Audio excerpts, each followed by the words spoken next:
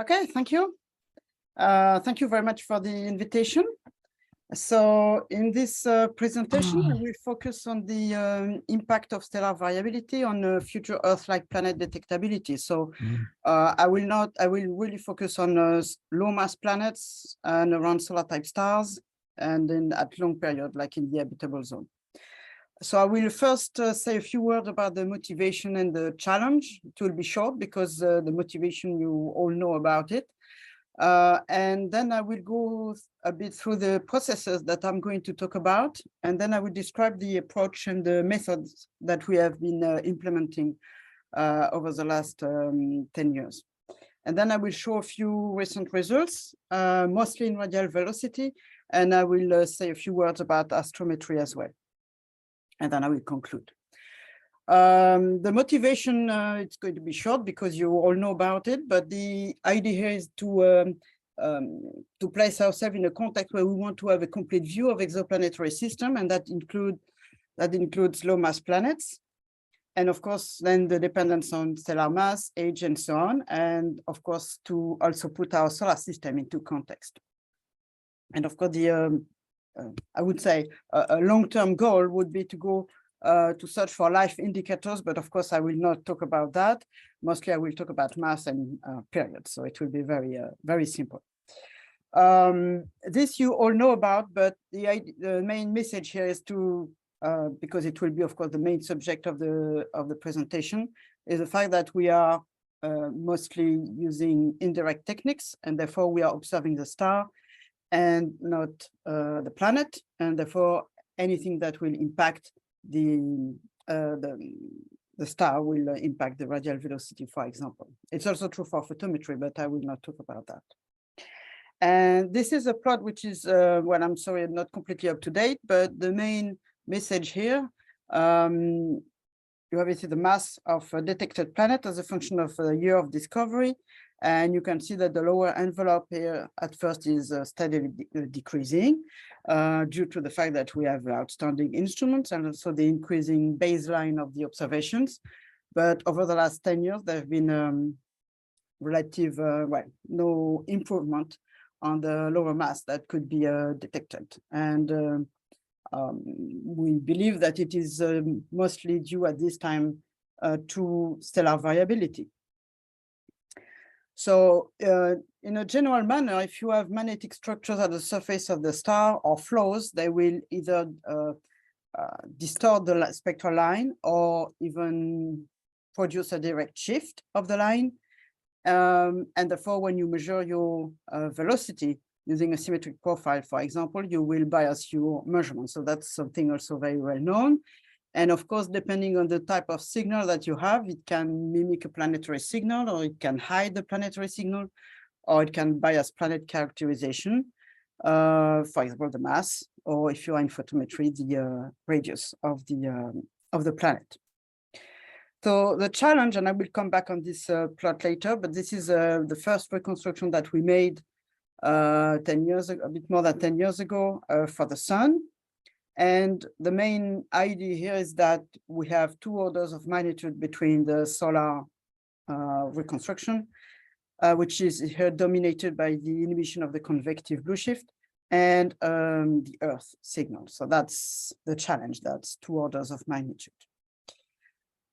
So what I'm going to describe next are the main processes that are occurring at the surface of the stars and that will impact radial velocities. When you're considering photometry or astrometry, you are mostly concerned by the first one here. But here you can see that the list is quite long. And of course, the most well-known are these two, I would say. First, the impact of the spot and plage contrast on the spectra as the star is rotating. And of course, the amplitude of all this is varying over the cycle. But there are also a lot of flows at the surface, which are impacting also the radial velocities. You have, of course, well-known oscillations, which are relatively easy to average. And then you have a small-scale convection, granulation, which is a bit more complicated to average. In fact, it's relatively easy to decrease a bit the scatter, but if you average over, for example, an hour, the scatter is divided by 2, and then it's very slow. So it's possible to decrease the signal a bit, but it's you cannot suppress it entirely. And of course, it's worse for supergranulation, which is constituted of larger scale cells compared to granulation, lower flows as weaker flows as well. For granulation, we're talking about kilometer per second flows in granules, and here it's a few hundreds meter per second. There have been also a lot of work on granulation, especially by various groups, especially based on image-day simulations. And the last large-scale flow that I'm going to talk about, and I'll show a few results a bit later, is meridional circulation, which is well known in the case of the sun, and of course more complicated to characterize for other stars. And if you combine these flows, especially granulation and the fact that you have magnetic structures, you get, in fact, the dominant contribution in the solar case, which is a convective blue shift inhibition in plage, and which is due to the fact that you have a correlation between the intensity map and the velocity map, so that when you integrate your velocity, you scale differently. You take into account the different contribution with a different factor. And this leads to a convective blue shift in general. And if you have magnetic structures, the convection will be inhibited and you will get a variability. And in fact, this plot here is mostly due to this effect. So that's a lot of processes. And now I'm going to describe the approach that we have implemented to study all this. And it's made of there are two main elements. The first one is the fact that we decided to go from the sun to other stars and to use the huge knowledge about solar activity with spatial and temporal resolution that we don't know for other stars. And of course, it was biased because in a previous life, I was working only on solar physics, and then I switched to this field of research.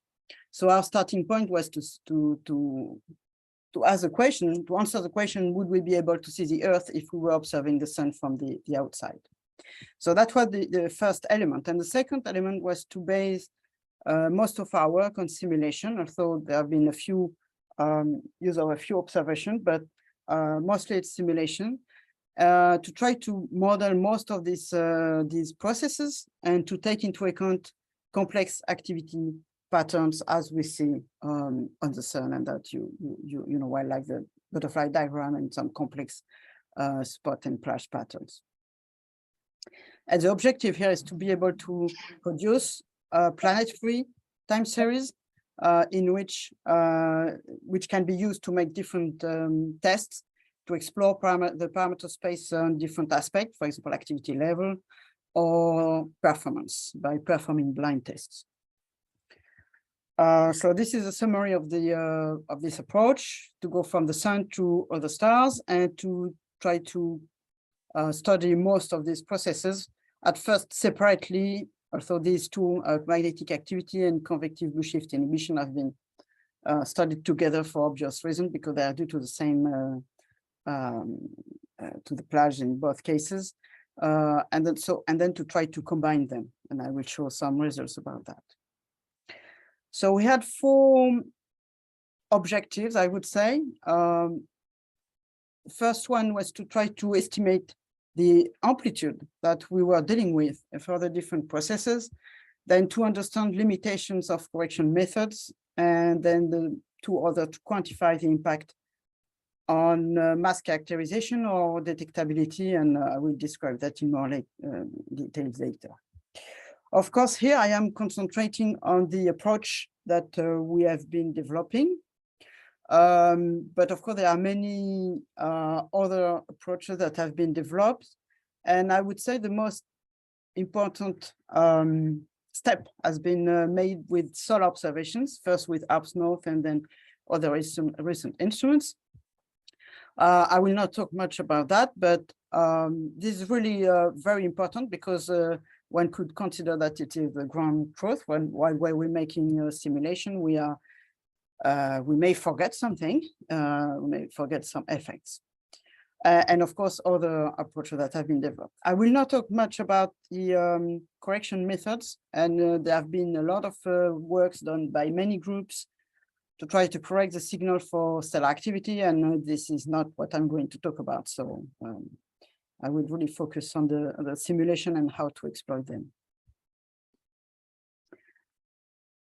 Okay, so how did we produce these time series? A large set of time series. So I will first describe what we've been doing for the magnetic spots and plages using various approaches, and then I will go through the flows, and then I will, in the last part of the presentation, I will present some results.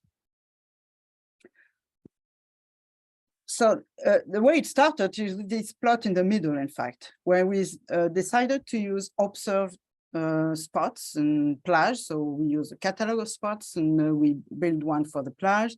Then we applied a model to produce these radial velocities. For those this work, the model was producing the spectra, and then from that we would compute the radial velocity as is done for stellar observations, and then we produce that. And of course, the main result here is that it was a huge amplitude, and of course it's a very stochastic signal, so it was really problematic. And we really wanted to check that with observation. Of course, we didn't have the ARPS North observation or similar observations, so what we did something a bit different, which could provide only a part of the answer, and it was to use the Dopplerograms that were available from the MDI instrument on SOHO. And the idea here was to reproduce only the part due to active regions.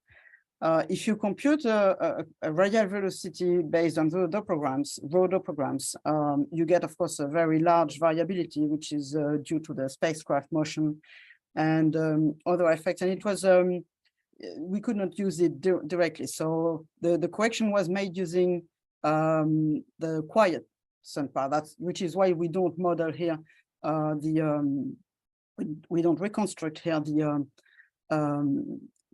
the part due to, for example, granulation or supergranulation. And by making the difference between the two contributions, the whole disk and the quiet sun, we got this. So it was very similar to what we have here, which was very reassuring. And here, there is no model. Here, there is a model behind. For example, for each structure, we had to say we have such a convective blue shift inhibition and so on. Here, there was no model. So it was really interesting to see that it was a relatively good agreement.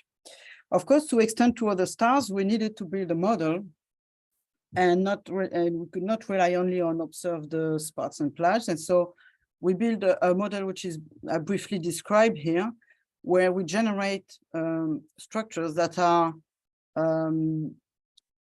consistent with observations. For example, we will produce a solar-like butterfly diagram. We use a prescribed cycle shape. When we inject spots, we also inject plages at the same time, and then they decay with their own decay rate. We can produce some network features as well.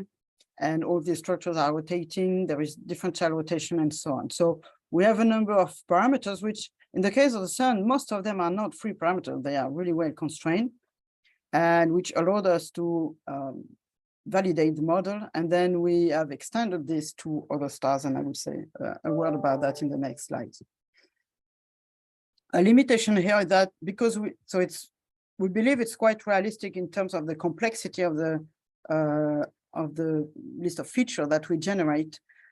However, because we wanted to build a lot of time series, we didn't use the method going through the spectra and then computing the radial velocity. We use analytical computation to build the radial velocity, photometry, astrometry, and log RPMHK, and therefore we cannot test methods that are based on the spectra so far. This is future work.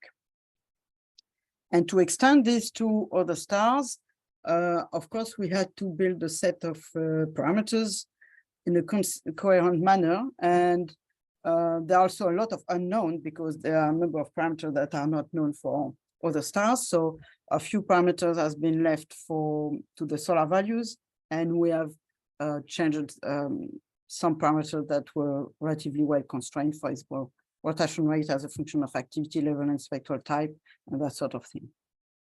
And this led us to produce a large amount of time series that we could use to make a number of tests that I'm going to present. But before to go to the results, if we go through the flows, this is I'm going to present what we've done on that. Here I will be brief. We made some simulation a few years ago to try to reproduce, again, relatively long time series of granules, and the same for supergranules based on, so we did not do it directly from hydrodynamical simulation, but we used hydrodynamical simulation to characterize some statistical properties of the granules, and then we injected that in a tool to produce the time series. And the result is that we found we found power spectra that looked like this, which was like Jack Harvey predicted quite a while ago. So in the rest of the work, we have been using simply, like most people, the power spectrum from its laws to produce this kind of time series. A bit more original, of course, is the meridional circulation, because it has not been taken into account very much so far. In fact, the main work that have been done on this was done by Makarov in 2010, but it was mixed with the convective blue shift inhibition, and so it was not really possible to extract what was really the amplitude of the meridional circulation signal from the paper. So we decided to do that work again, and specifically on meridional circulation with no other process. And the way we've done that was to use observation from Roger Ulrich at the Mount Wilson Observatory over 2 cycles. Here I show only one, but we've made the computation for 2 cycles. The solar meridional circulation is very well known. It's mostly a poleward flow, which is illustrated here, with a maximum amplitude around 10 to 20 meters per second. So it's relatively low, but if you have variability of this, of course, it's a problem. And here you have the curves that are directly from the Ulrich paper. One curve represents 1 year of data, and you have here all the curves corresponding to cycle 23. And what you can see here is that you have some variability over time. In this range of latitude, it's up to a factor 2. So it means that when you integrate over the whole surface, you will have an impact on radial velocity. So this is what we have done, and I will show you the results a bit later. It's still difficult to extrapolate to other stars.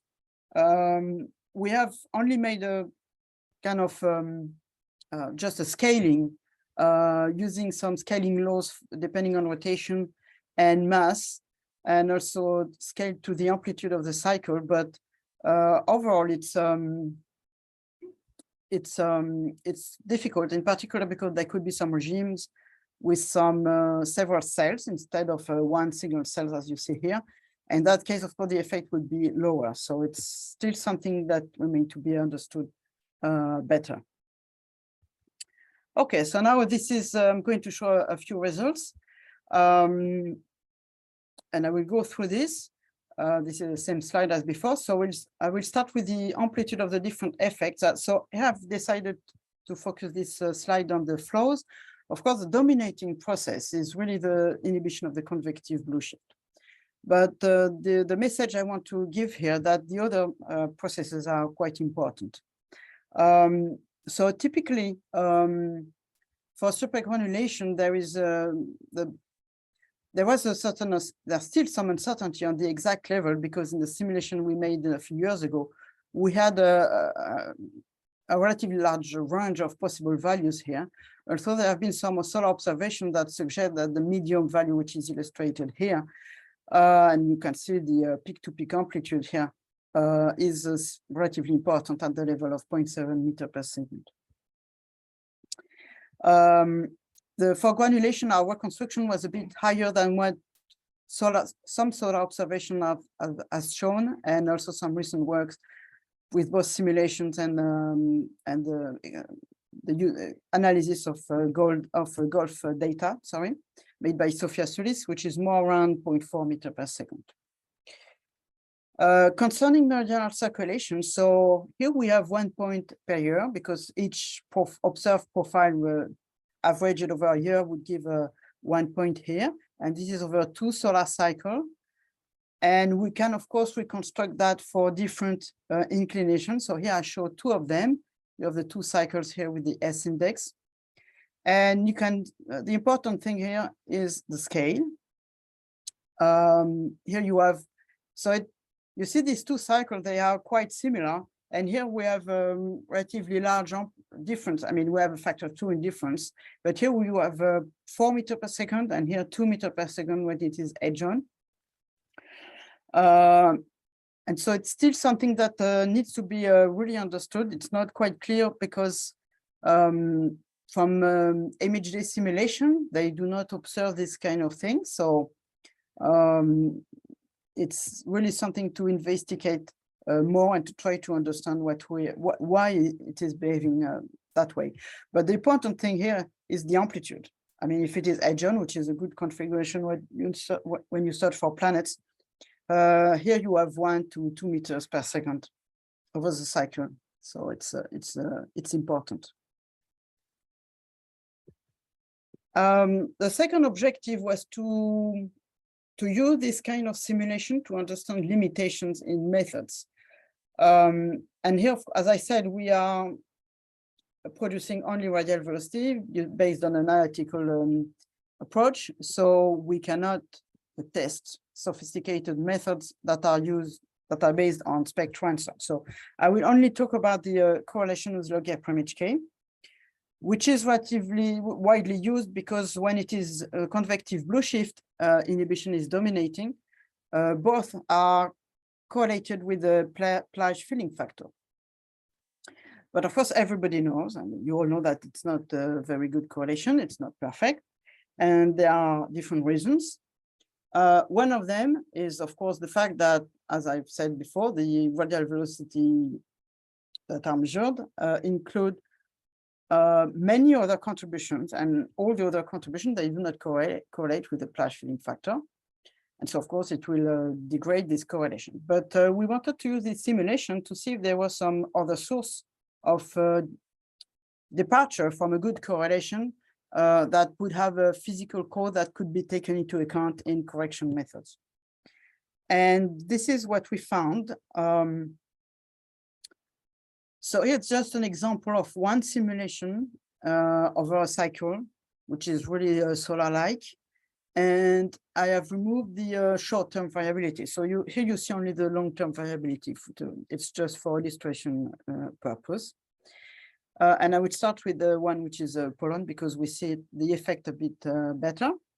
So the solid line is the radial velocity. So with no short-term variability here.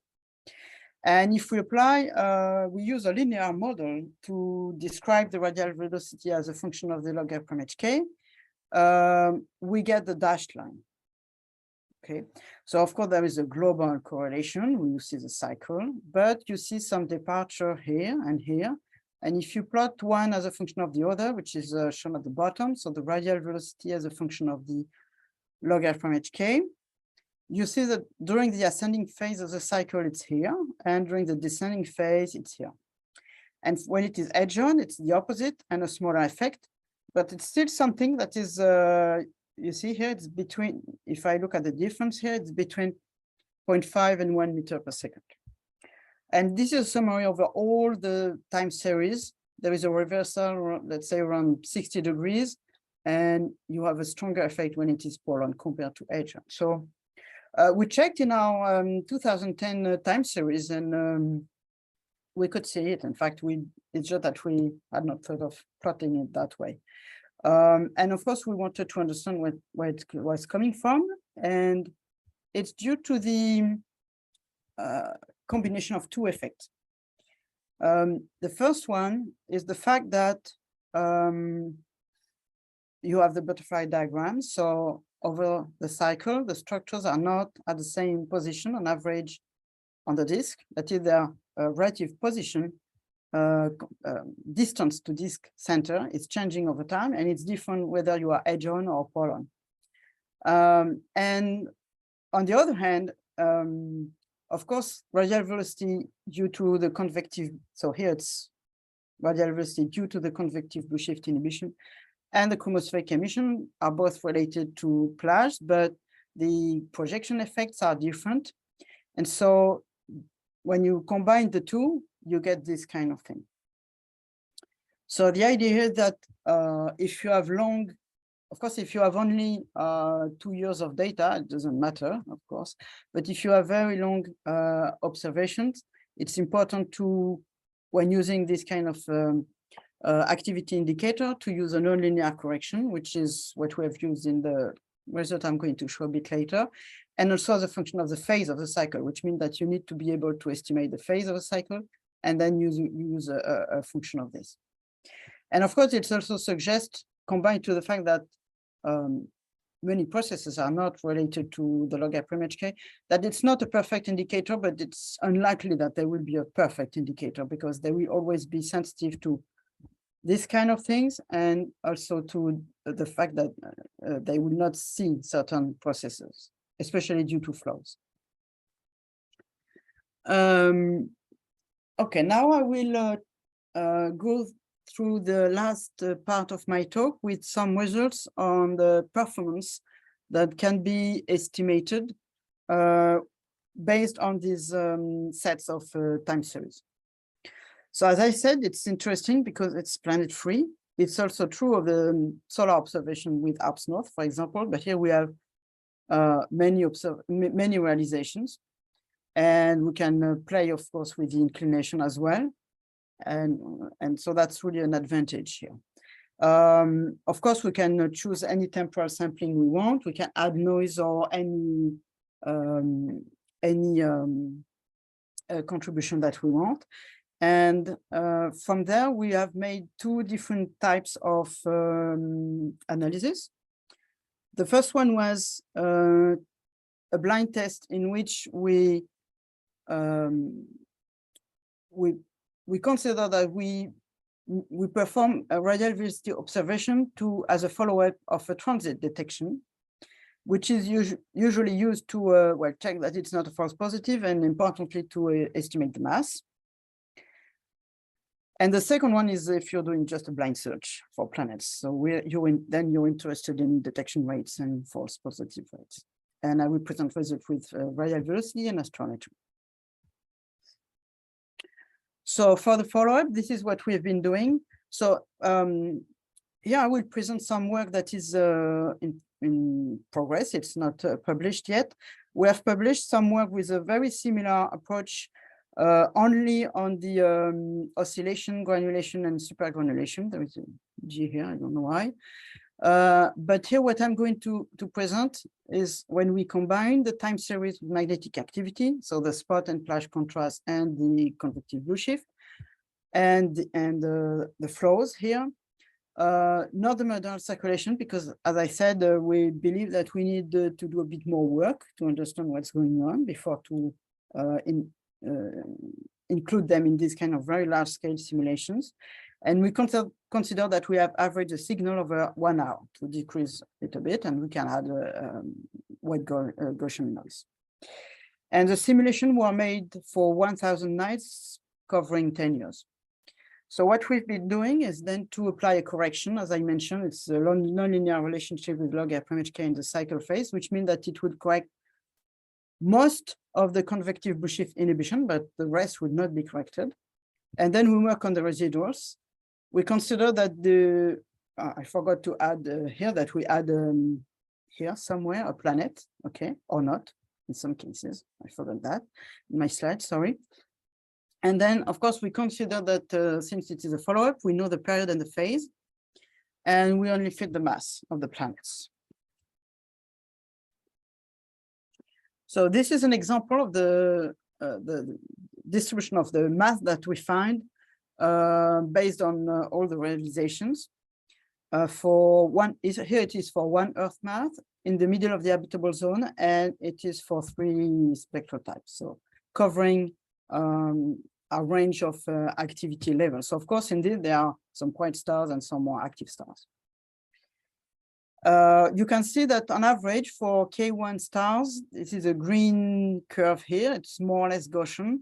The spread is not too bad. There is a small bias, but still within uncertainties, maybe at the limit. For G2 stars, it's much wider. And for F6 stars, it's not good at all, with a number of cases where the planet is absolutely not detected, in fact, in radial velocity. So these are just a few examples. And if we summarize all the results, here you have the 1 sigma mass uncertainty on the mass for different planet masses, from 1 here in red to 4 in orange as a function of spectral type. And you can see, for example, for G2 stars, for 1 Earth mass planet, we are above 60%. And in all cases, for this kind of very low mass planets, we are above the objective of plateau, which is around 20%. Something I forgot to say here, I think, is that we have also made a few tests on a limited number of realization with Gaussian processes, mostly based on only on the rotational modulation plus the planet and some training with the log EPRV, and it doesn't change very much the results. It doesn't improve these uncertainties. And now I will go through the last part. So here it was when you were interested in a follow-up of a transit observation. If you're doing a blind search, the procedure is a bit different. Of course, the beginning is the same. This is really the same time series plus planet, of course. Well, we made realization with planet and some with no planets. The same correction, and then we work on the residuals on which we compute the producrams and a false alarm probability level based on a classical bootstrap analysis. Here I want to mention that we needed to be able to produce to analyze a very large amount of time series. So we needed something that was relatively that was not too long in terms of computation time, and also completely automatic. Which means that here the detection, the conclusion that we detect something or not is very simple. Here we have used a 1% FAP level, and if there is a peak above that, the highest peak, if the highest peak is above that, we consider it to be a detection. Of course, in real life, when you have observation, you go a bit more, you go a bit further than that, and you check your activity indicators and that sort of thing. So once you have this, it means that for each realization, you have a detection or not, and then you can compare with your input parameters. So, for example, if you have there was an injected planet, if it is a good period, we consider that it is a good detection. If it is a wrong period, we consider that we have detected the wrong planet. And if there was no planet injected and you still detect something, we consider that it is a false positive. And I will show the curves here. The first assumption, we've done that with 2 assumptions. When you search here, you decide to search in a certain period range. So the solid line is for the whole range, in fact, including low period planets. And then because you can see that the results are not very good for the solid line, the detection rate are not very good. Here you have, for example, for G2 stars, well, you have 60% for Earth mass, but it's very low for 1 Earth mass. And the wrong planets, there are too many wrong planets and false positive. It's not good at all. And most of them occurs at low period, and that's because here there was no correction. There was not much correction for the signal close to the rotation period. Part of it was corrected because part of it is due to the convective blue shift inhibition, but the rest was not corrected at all. So we decided to check what was the amplitude, the behavior of the curves if we were searching at long periods only. It's a bit better for the detection rate, but not much. Here you have, of course, a huge improvement, but it's still not something that is acceptable in terms of false positive and long planets. So there is still a step to perform to reach much lower false positive levels. Before to conclude, I would like to show a few results with astrometry. So here, because I've been talking mostly about radial velocity, and in radial velocity, as you could see, there are many processes. But if you consider astrometry, you have only the spot and plage intensity contrast contribution. And therefore, it's a lot more promising. So we have applied some very similar technique here, except that there is no correction. We don't apply any correction. We just analyze the astrometric signal in the two directions as it is. And we've made it in two steps. The first one was to analyze in a similar way to what I have presented for the radial velocity, very systematically, all our time series. And we've considered here a star at 10 parsec and one Earth mass planet in the habitable zone. And the strategy, so of course, we needed to choose a certain observational strategy, and we have applied the one that was proposed by the TEIA project, which is not an accepted project yet, but it's a space mission with the objective of having high precision astrometry, and with 50 visits of a given target over 3.5 years and a noise of 0.2 microarc second per measurement. And the results are as follows. The uncertainty on the mass is always very good. In fact, it's always below 20%. And we have also very good detection rates, depending on the spectral type and also on the assumption made for the spot contrast. We miss between 10 and 20% of the planets only. And more importantly, the level of false positive and wrong planets is extremely low. It's much below 0.1% in the habitable zone. So based on those results, we also decided to try another approach because, of course, this kind of mission will observe mostly nearby stars. So we have considered their most promising targets. They produce a list of most promising targets in the solar neighborhood. They have a few M stars which we have excluded because our simulation are absolutely not adapted to M dwarfs. But for all the other stars, we've searched in the literature the average log R prime HK and spectral type, which is, this part is straightforward, but the idea was to identify in our set of simulation a subset of simulation that would be more adapted to each star. Of course, it still includes a certain range in activity level from the point of view of the variability, because for most stars, we didn't have the information. And then we needed to do a few adaptations for a few stars that were slightly outside the range of simulation. And then we apply the same protocol, in fact, and we compute some, for a given planet mass, at a given position in the habitable zone, we can compute the detection rate. And that we can also make a step further and to have a loop on the mass, so that you have a curve. We should have put it, in fact, I forgot. You can compute a detection rate as a function of mass, and so you can decide that you have a detection limit that can correspond to a certain detection rate. And this is what we get for these 55 targets. So here, this is the circle here, the black circle, field circle correspond to stars to a 50% detection rates. And here you have the dashed dotted line correspond to 1 Earth mass.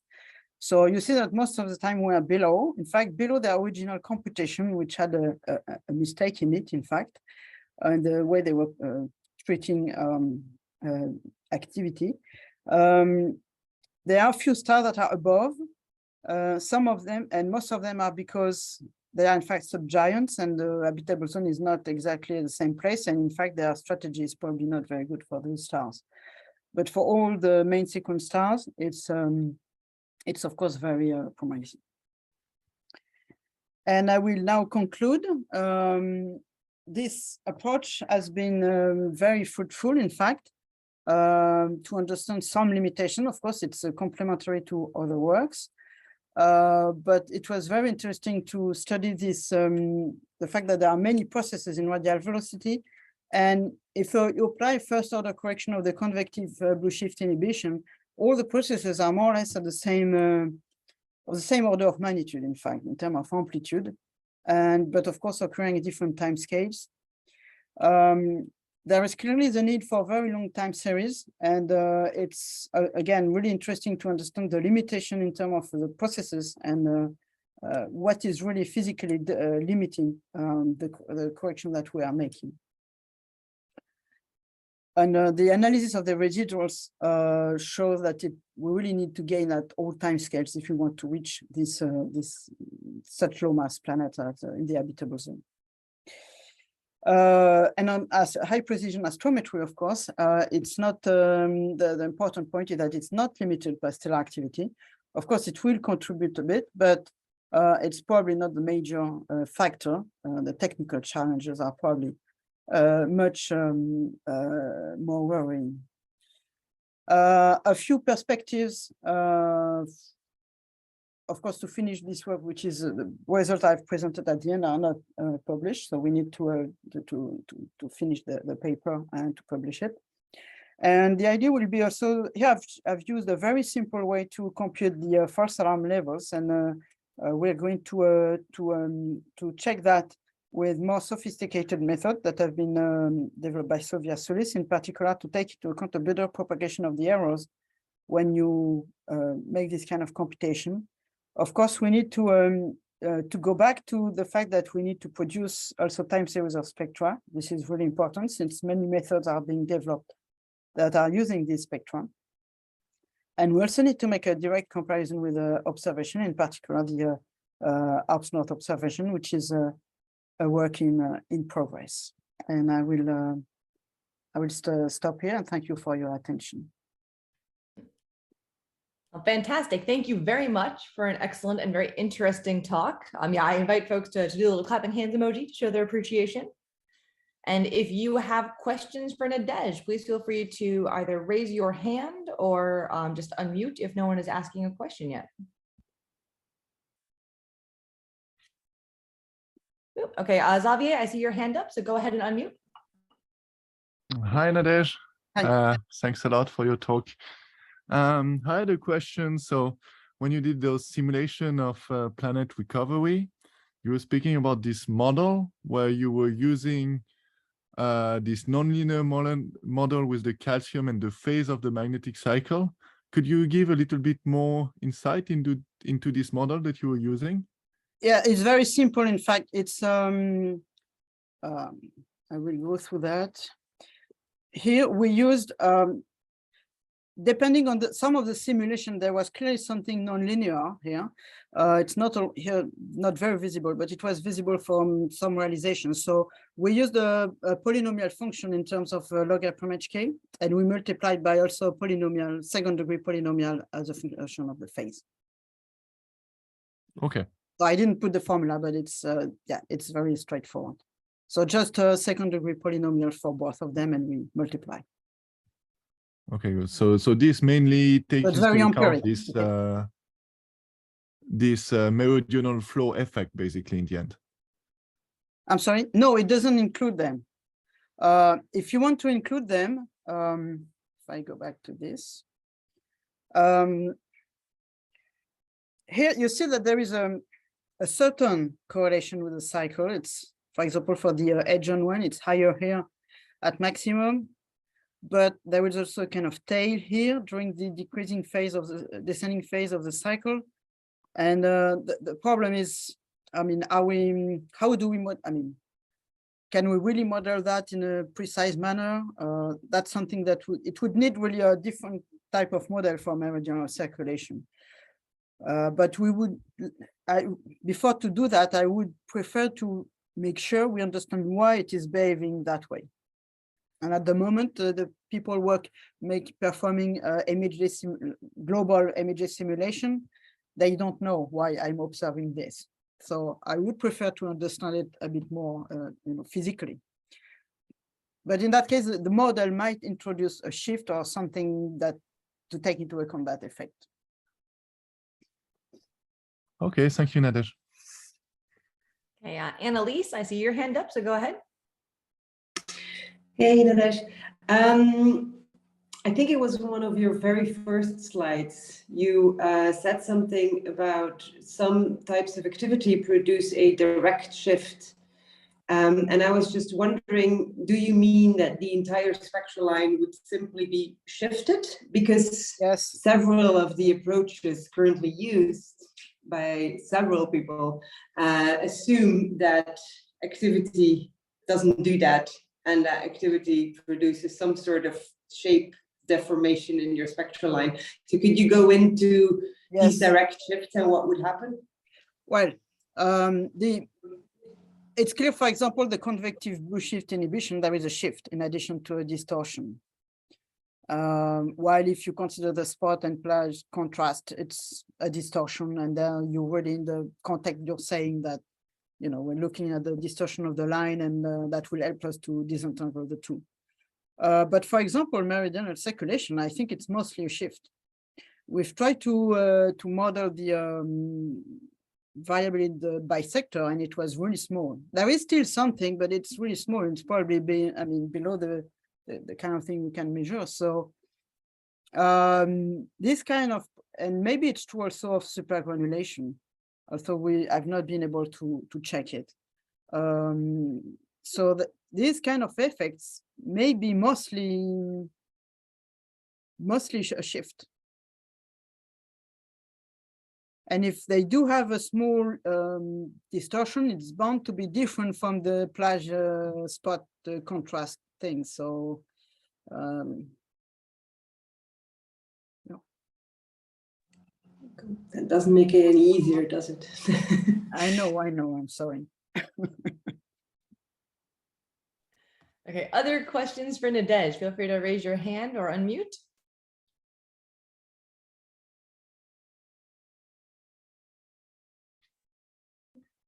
Andre Silva, I see your hand up. Go right ahead. Yeah, thanks. Thanks for the talk, Nadege. So this shift of the lines, for example, this meridional circulation, would you expect it to be something across the entire spectrum or only for some lines? Yes, I would expect it to be for all lines, all photospheric lines, because here we're talking about a scale, the height scale is sufficiently large that it will apply to most lines, unlike granulation, which is a much smaller scale process. And so, yeah, I would not expect to see the different lines to behave very differently for meridional circulation, and it's probably true for supergranulation, but still this would need to be checked. Okay, thanks.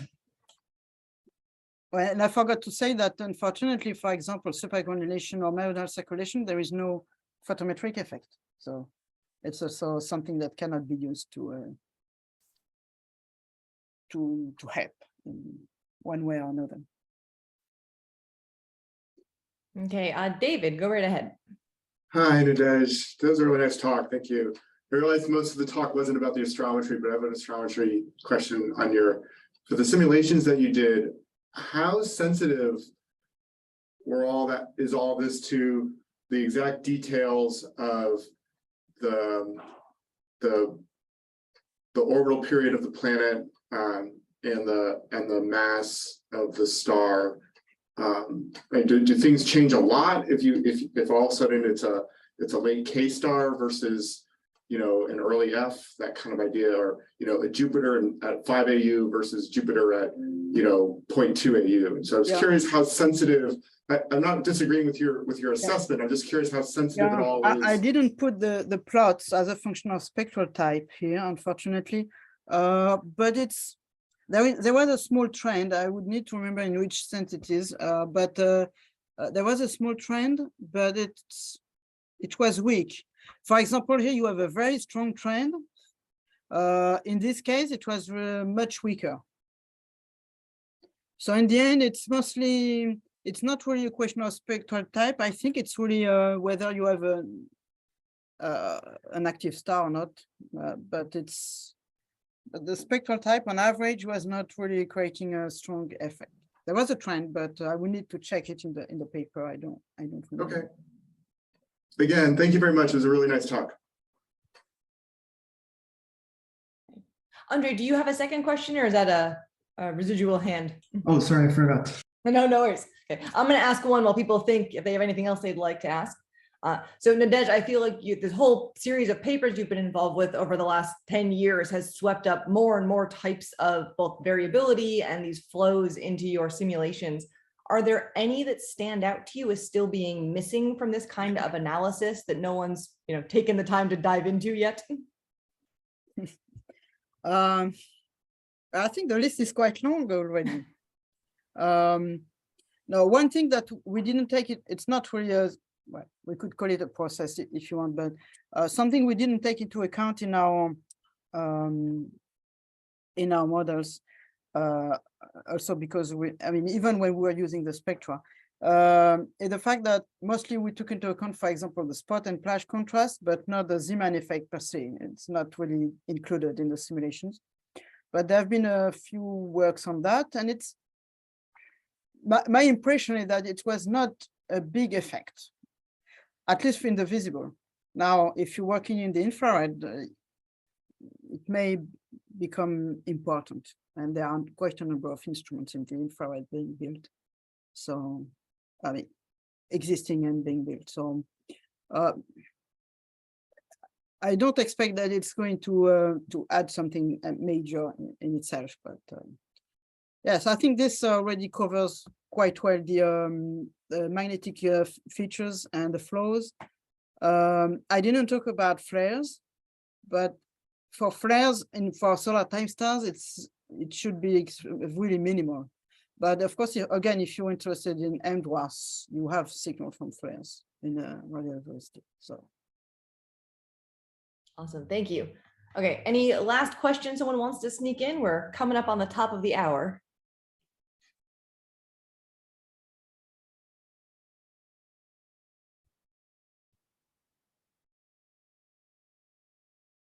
Okay, well, if not, let's everyone thank Nadege again for a wonderful presentation and for this great review of a considerable body of work that has been poured into this at this point. So thank you very much for taking the time to come and speak with us. It is very much appreciated by all of the folks in the audience and everyone who will watch this afterwards. A reminder, again, we have the full RCN meeting happening on October 20th, and then Annalise's colloquium happening on the 27th of next month. That'll all go out in an email reminder, but I look forward to seeing you all there. In the meantime, have a great weekend. Thank you. Have a nice day. Thank you again, Nadege. Bye. Thank you. Bye. Bye.